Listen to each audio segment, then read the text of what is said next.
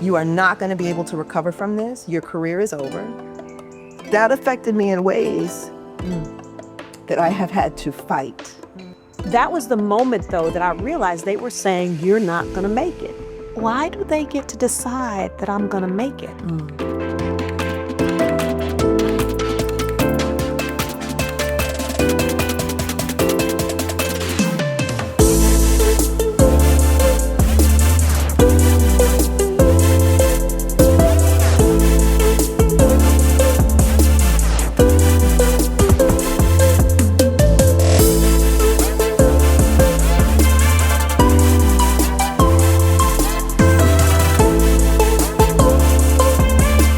Hey, Ann. Hi, Taydra. How are you doing? I'm good. We are back We are back. for another episode. Yet another one. Yet another Yet episode. another episode. You look amazing. Vibe check. How you feeling? I'm feeling good. I'm feeling good. I'm feeling good. But listen, I just got to say, I know we're supposed to do a vibe check, but we got to do outfit check again because you looking fly. Well, thank you. I This just is have to my- say. my cult Gaia moment. Coat Gaia. Yes, we like cult Gaia, not just beach apparel. Okay. I like it. It looks very cute on you. Thank you. And Very you look good. very regal as Thank always. you. I feel very, I don't know, what is this, zebra? Animalistic today? Maybe that's it. You feel very zebra. Is that? No, I don't feel zebra. That's not what That's we're what going you to do. just said. I said, what is this zebra? I feel very animalistic. That's what I said. No, okay. I love it. I love all talking good. to you. Animalistic is a wonderful way to feel. I- You look divine. Thank you. Divine. Thank you. So we are getting into another episode. We've been having some really good conversations. Have gone a little deep in some of the areas about our experiences and what it means to grow up Black and definition of Blackness and our origin stories. Like we've been having some really, really good conversations. Today, you and I have been talking a lot about the definition of success. Yes. Who defines it? Who says whether or not you made it? What does it mean to make it? And I think this is a topic that I have a lot of heart for and passion for, because there's so many voices, constructs, systems, that are put in place where, people may look at you and say, "Oh, you're not the one. You're not gonna make the mark. Listen. You don't look like, level up to. There's nothing about you that, in our eyes, says success." Yeah. But I love the fact that we've been able to define success on our own terms, and I'm glad that we get a chance to talk about that today. Love it. So let's talk about what it means to make it. What has been your experience with the concept of definition of success? And when is the first time, perhaps, that you were faced with someone saying, "We don't think you'll make it"? Wow. Well, I think, going all the way back to maybe a little bit of my origin story, I always thought success for me, well, first of all, when I was 22 years old, I said I wanted to retire when I was 45. So I'm talking career success at this point. We could talk broader than career success, life success, because I do think of it in more broad terms, but I'll stay on career for now. I said, I want to be able to retire when I'm 45. Now, I don't know what in my 22-year-old brain had me either A, locked in on 45 years old, why that was the magic number, because for most people it's 65 or something there around that time. But it was 45 in my mind. And I think it was because success to me felt like not having to go to work. Now, most who know me know I actually love to work. It's just a thing. Like I've always just enjoyed working. But for some reason in my 22-year-old mind, I was like, I don't want to have to work. Yeah. So that's what retirement meant to me. It didn't mean I was going to be like on the golf course or I was going to be in the spa or it was going to be whatever, however we think of retiree life. It just meant for me that I was financially independent so I wouldn't have to work. You had a choice. I had a choice. But as I continued after I was 22 years old, success started to look to me like doing things where I still felt both I was in the right place, doing the right things, putting my talents to use, able to have an impact, and also learning, both, because it was a two-way street. So wherever those places and spaces were, that was success. And then it was also still being true to myself at the core of who I am. Yeah. So a lot of people have asked me over the years, I've been a CEO, I've done all these things, whatever. Like, when did you decide you want to be a CEO? And I was like, that was never. It was legitimately not on my vision board. I don't have a vision board actually, but we'll just talk a fictional vision board. It wasn't on my roadmap. What I did know is that I loved leading. I loved leading things. So even back when I was young, and my brother, who's 6 years younger than me, would sit in the basement and I would teach him school like I was the teacher and he was the student. I was leading him through his learning. I don't think he's ever forgiven me for that, but it's all good. But the point is I loved leading, student council, all the things. And so I knew I wanted to be a leader, but leaders can be defined in different ways. And for me, it was never like, oh, the CEO is the leader. Although I know that it is often in a corporate structure. And so I knew I wanted to be a leader, and I knew I wanted to be in places where I could solve complex challenges and connect dots. Yeah. Those were the three things that were kind of non-negotiable for me. And that then naturally led me into a series of roles, including being a chief operating officer and then ultimately a CEO. But all of those things were just really about being true to myself. Yeah. And that's what success has been for me. But it's interesting because when you go into the corporate world, it's jobs. Yeah. It's promotions. Yeah. It's from this level to that level, to that level, to that level. Or if you aren't moving up levels, then you're maybe changing companies and going somewhere else and doing a similar type of work. All with the goal of getting more of something, more responsibility, more money, more whatever, more employees working for you, whatever it is. And so I started to really kind of question that and say, okay, what is it that I'm really passionate about? Is it about the more, or is it about the opportunity to continue to grow? Is it the opportunity to continue to contribute? So I had a really interesting brush with that whole concept of being on the corporate track and then finding yourself like maybe the things that you wanted to do were not one and the same. And so earlier in my career, I'm an engineer by schooling, as you know, and I switched into brand management marketing. And I had been progressing in my career in marketing. And during that time, I was saying to myself, there's things about this I like, but there's some other things where I don't feel like I'm really giving what I think the company needs. And it was boring to me, frankly, just like, why am I doing this? But we had this track that was up or out that said, you keep doing what you're doing, you keep progressing if you're doing it successfully, back to success, and you'll keep getting promoted. And oh, by the way, if you don't keep doing it successfully and moving up, then you need to go somewhere else. Like we had an up or out culture. And now everybody knew this. This was verbally communicated in every way you can think about it. Yeah. And so I was like, okay, this is interesting. So you got to keep doing what you need to do. And so there was this obvious, you would go from this role to this role to this role, and then you become a general manager, and then da-da-da-da-da. And the really special ones became vice presidents, presidents of businesses. And I was like, I don't think I want to do that. I don't know if I want to do that, but the question is, what if I don't want to do that? Yeah. And what are the options?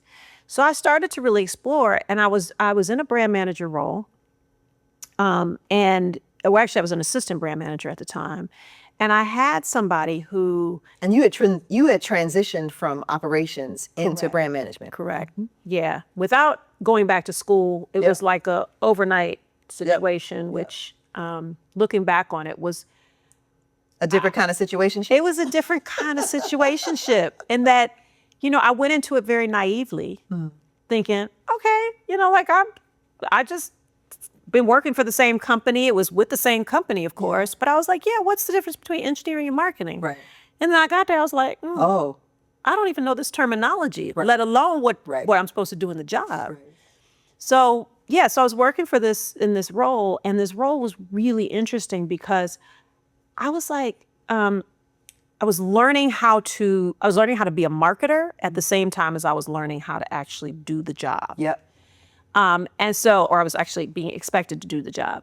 And so I started doing this work. And so we had this annual thing that we used to do, and we had to do this review, and you know it because we did it. Both of us did it.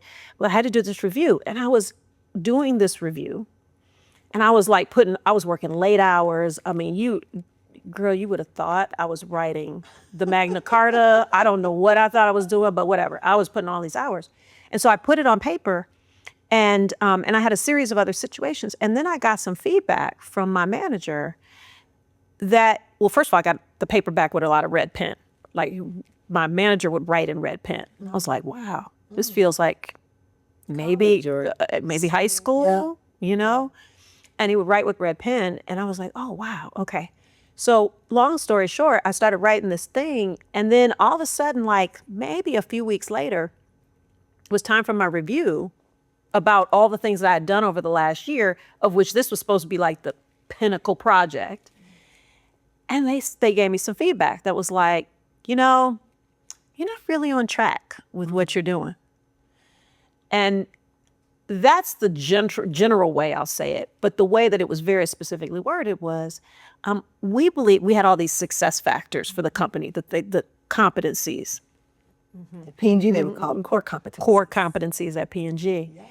And you were measured on these things. Yeah. So problem solving, leadership, collaboration, initiative, and follow through. Yeah. Well, listen, we boy, this was decades ago. We were sitting like it was yesterday. But anyway, one of them was thinking and problem solving. And my review said I had this opportunity, AKA, you have a challenge in thinking and problem solving. And I was like, wait, what? I was like, I'm an engineer. I've done the highest level of calculus, et cetera. Like this be talking to myself. And I was like, wait, and I've solved problems like, to be an astronaut, right? Like that kind of stuff. Right. I was like, wait, I got a thing in a problem solving challenge? What is happening here? Mm-hmm. So anyway, the point that I'm making in this is that through that process, what I realized was that was one of the things that was one of the three of all those core competencies. That was one of the most important of them. Mm. And when you got that feedback, it was almost the kiss of death. Absolutely. If someone said you had a challenge in thinking and problem solving, it meant it was a signal that you were headed out. Mm-hmm. You were not on the up, you were on the out. Yeah. And I was like, wow. And so I had to spend a lot of time, and I won't go into all the detail of how we worked through that, but I had to spend a lot of time working through what is the real issue here? Because I know it's not thinking and problem solving. What is this code for? Mm. And that was the moment, though, that I realized they were saying, you're not going to make it. Yes. And I was like, wow. Why do they get to decide that I'm going to make it? Mm. And what does making it mean? And what does making it mean? Yes. And so I became really clear, and I had a previous situation in college as well, that maybe we'll talk about in another episode, around others defining what making it means. Mm-hmm. But this really solidified it, because the thing I believe, by the way, is that lessons in life are repeated until learned. Mm. And so that lesson, I got a bunch out of that earlier college lesson, but this put the cherry on top, and I was clear that I was like, oh, so they are trying to say I'm going to make it. Oh, no. I'm going to say if I make it. Yeah. And so I completely changed my whole energy around how I was operating. I went and met with a friend of mine who was like, oh, no. What they're really saying is the way that you communicated it was not in the way that they receive it. Yeah. It's not that it wasn't about the content. Yeah. It was about the way that I said it. Mm-hmm. And that was an unlock for me in the corporate world, because I was like, oh, wait. So how I'm saying things leads you to thinking I have a challenge in thinking and problem solving. Mm-hmm. And that was a whole moment that led to a whole lot of other learnings. But the point is, I got really clear that they weren't going to tell me that I was successful. And I could end this story with a real simple point, that I ended up getting my review changed to be more reflective of what the real feedback was, which was about communication. And I ended up progressing through the organization well past what would have been my off ramp and my exit strategy. I actually ended up getting promoted and promoted and promoted. But the point is, I had to really wrap it around who's going to define my success and what is the real feedback, and dig really deep in that. And so I think that learning around nobody gets to define your success but you. That's an incredible story. And you and I had a very similar experience at P&G. So I'm not going to play back my P&G experience or even just corporate experiences where people have judged you and said, you know, you have this issue or you have that issue. But we had a mirror experience in the thinking and problem solving piece. And I think I had 3 or 4 managers who I succeeded, like people who I outlasted tell me that I wasn't going to make it at Procter. And I ended up being one of the only African-American brand managers at a top 15 brand at one point in time. But that leads me to the story around the next time that I heard I wasn't going to make it. And it's a bit more of a personal story. But once I became, I think at that time I was the brand manager for Head & Shoulders North America. And I had been at the company about 6-7 years at this point, I think. So this is the early 2000s. I went in 1995. Doing really well, had overcome many challenges, including this, you know, overcoming this feedback. Had worked on established businesses, had worked on, you know, had even helped the company. You know, you and I both did this in different lanes, but with how to think about winning with multicultural consumers, which at that time was not really in the company's wheelhouse or in even, it wasn't as forward from a strategy perspective as it became in the 90s. Anyway, fast forward. So I've come through all of these things. I've, you know, survived, you know, the 4 or 5 assignments that I have. And now I am the brand manager of Head & Shoulders. And I ended up getting pregnant. Yeah, the life. Now, keep in mind, I'm a church girl. So I have grown up in the church. I'm a worship leader. And the person that I was pregnant with was my fiance, deacon in the church. But I had to grapple with all that comes with, you know, just my faith, what I believed, what I knew, and then the situation that I found myself in. But that being said, I was pregnant. I was pregnant with twins, which is another discussion. Two And beautiful daughters. Beautiful daughters who have now graduated from college. One graduated from Howard, one graduated from North Carolina Central. They are amazing. I have an amazing stepdaughter, but that's a separate part of the story. Yeah. So now I'm pregnant. And the people that I talked to you about, the people that I grew up with, the people who were, you know, very specific about what success looked like and what it meant to show up as a Black woman in corporate America. I had some folks that were very close to me, whose opinions I respected and even cherished. And I get a call one day. They obviously found out through whatever the means are, you know, you whoever told whoever told whoever told. The water cooler, or the family telephone line. And they called me, and their perspective was, this is not just a career limiting move, this is a career ending moment for you. Their perspective was, you are a Black woman and you've gotten to whatever level you've gotten to, but with this as a mark, and so they saw my pregnancy, number one, as a mark. And this isn't even dealing with the church side. This is literally just dealing with I'm in corporate. It's a mark. You are not going to be able to recover from this. Your career is over. You should have an abortion, because that's the way that you can build back from this. And we felt the need to tell you because, there may be some other things that had happened with other people that they hadn't spoken up. So this was the time that they wanted to make sure that I was clear as to their perspective. And that affected me in ways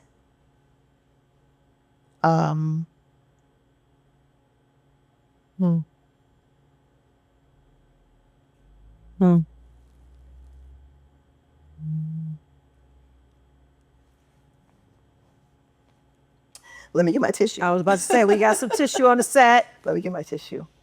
Y'all, thank you for being a part of our podcast because we weren't sure where this would go, but yes. That affected me in ways that I have had to fight all my life, all my career life. First of all, my response to them was absolutely not. Right. My response to them was, I'm having my babies and I'm going to move forward. I ended up leaving P&G and going to L'Oreal. And I was a VP at L'Oreal. I was a VP at Revlon. And then, I moved on and was able to become a chief marketing officer at Shea Moisture. But there was a period of my career where that story, that what they said to me, I believed. I believed somewhere deep inside that because I had gotten pregnant and I wasn't married and I was in this corporate space, that somehow, despite all the other women who had done it, despite women who didn't look like me who had done it, despite white women who didn't have the same, I don't think, boundary or parameter or whatever you might say, that for me, this was going to be a challenge. And I had to fight that belief in the jobs I applied for. I had to fight that belief in showing up even showing up once I got married and, would be going along my journey. I still had to fight this internal. There's a ceiling on what you can do and who you can be in this space. And even though I spent 12 years of my career enjoying helping women-led businesses and consulting with women-led businesses and having the freedom that I had and being close to my children and being present at home, I would be not being honest. I wouldn't be being honest if I didn't say that some of that was a bit of hiding and some of that was a bit of shame and some of that was a bit of, well, I'll just go spend some time over here because I'm okay over here. I don't have to fight against whatever the perception is. And it has taken me years to realize that as much as I understand that that you're not going to make it was that the intentions were good. I know that these are folks that love me and want the best for me, but it's hard to put a calculus on what that will do to your confidence. And so I have had to rewrite the rules of what success looks like. And I had to bake in the twists and turns in my journey because my journey is mine. And everything that I walked through enabled me to rise to the level that I have risen to. Everything, every part of the story. But that you're not going to make it was probably for me the most detrimental and the one that I have to frequently overcome when it tries to creep back in. And you and I talked a little bit about shame and how shame presents itself. But when you believe that maybe you're not supposed to be in certain places, even though you've done the work, you've proven who you are, you've proven what you can do, You've shown people who you are, and you've had success. I wasn't just getting to P&G. I had 8 years of success. Right. But oh, you're pregnant, and so it's That's over. that. Yep. That's the And end. so we have to be diligent, and we have to be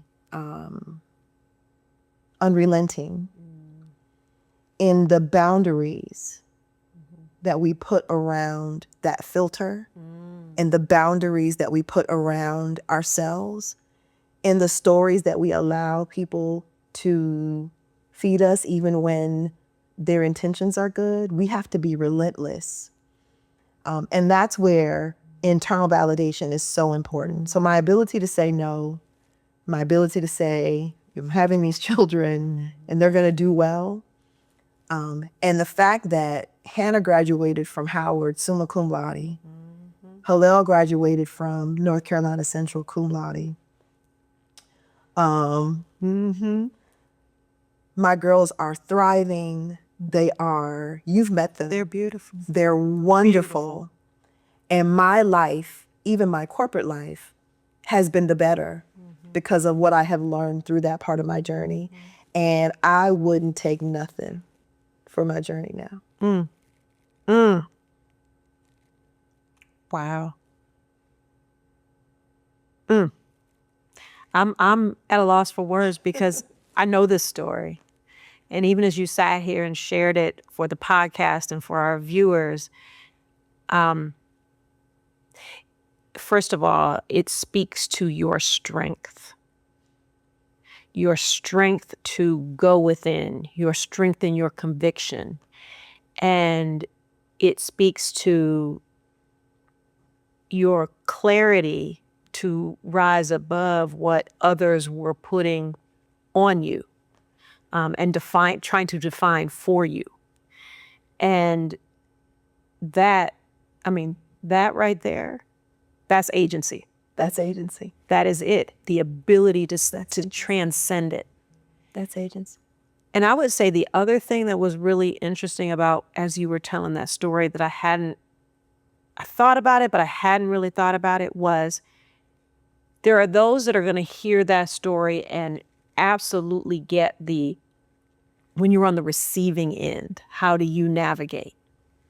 There are also going to be some folks who are going to listen to this, and they are on the ability to be on the giving end of those words and of those judgments and of those statements. Yeah. It may be 100% in the spirit of, I love you. I'm a mentor. I'm here for you. Here's what I've seen. But I think there's something very valuable for us as we go about our lives to think about the words that we even put out into the world when we're talking to others. Yeah. Because back to the filter, we're putting our own filter on it. And we're saying, my experience would be, and duh, duh, duh, duh, duh. And that may not be what's best for the person that you're talking to. And so this idea of meeting people where they are and not trying to steer them into the direction that you know is something that I think we could all learn from, because that's real. And, I think we're especially susceptible to it the further we get in our career because we've seen so much. Part of why we're doing this podcast is to share the experiences that we've had. But again, not in the spirit of directing anybody on a particular path. Yeah. None of them are going to have the same path that either I've had or you've had. Absolutely. And they shouldn't aspire to have that same path. They should aspire to find their own path and find their own internals to say, okay, how do I guide myself on my own path and clear the noise? Yeah. Because people are going to say things to you that aren't true. Yeah. Or that aren't the right decision for you. And that's a real power that we can stand in and that we can be in. And that will change the game, especially when we're in corporate environments. Because we go into these corporate environments that were not designed for us as we talked. And we go there and we think we have to follow their rules of success. And for some, that may be totally fine. For others, it may not. But we can't, like, how do we keep ourselves from being held to that, be it in the corporate world, in a personal world? And yours is the like fusion of both, where you were making a very deeply personal choice while also trying to figure out how to continue your corporate career. Yeah. And that I know many people find themselves at the intersection of in differing ways. People who are caring for aging parents but want to have a corporate career. People who have a significant other that lives in a different place and they need to relocate and it takes their career off the track. Yeah. People who want to do different types of work and it takes them off of a track. When you talked about multicultural, because we both had that journey where we both said, you know what, we're here at the company, we're Black women. We see that y'all are not talking to us the way that we know we need to be spoken to. You're not valuing us in the way that you value others. So we want to be a help to that. Yeah. But those are jobs that often in corporations, people are like, oh, that's going to put you over there on that island doing that thing. And so I think this whole idea around success and defining our success is so germane. And I just want us, the whole point of this dialogue is to bring a consciousness to what does success look like for you? Yeah. And whether you want to be on the corporate track, you want to be an entrepreneur, several entrepreneurs right here helping us make today happen. Yeah. But whether you want to be an entrepreneur, whether you want to not do any of those things, you want to do something completely different, go move to a foreign country and live your best life, right. Be a DJ in Ibiza. But, whatever your thing is, but define that success for yourself, because one thing I don't believe is that there aren't opportunities here for everybody. How you're able to capture them, that's what we're really talking about, is how do we navigate? But the opportunities are here. Yeah. And I would just say as we close, and because you're going to redefine success at many points along your journey. Yeah. Number one, the definition should be yours. It should be yours and yours alone. Mm-hmm. Number two, give yourself grace. Mm-hmm. Even when others don't give you grace in your journey, yes, you have to give yourself grace. Yes. Because without it, we will implode. Without grace, first God's grace, but giving yourself grace to fall and get up, mm-hmm. and to make a misstep or to try something that you wanted to try and maybe it didn't work out the way that you thought. Mm-hmm. None of those, I tell my daughters all the time, this thing that has happened in your life is a moment. Mm-hmm. It's only a defining moment, mm-hmm. if you make it that. Mm-hmm. It's only a defining moment if you decide that this is what defines you. Yes. Otherwise, it's a moment in a series of moments that will culminate and will be cumulatively, mm-hmm. what your story is. I would say success is yours. You define success on your own. You have to give yourself grace, mm-hmm. and go with whatever it is that he is giving you. Mm. Go in the strength that you have. Go with whatever it is that he is giving you. And then the naysayers, mm-hmm. at some point, the naysayers will see, what has really been true all along. Mm-hmm. And the success will be yours. I love that. All of that.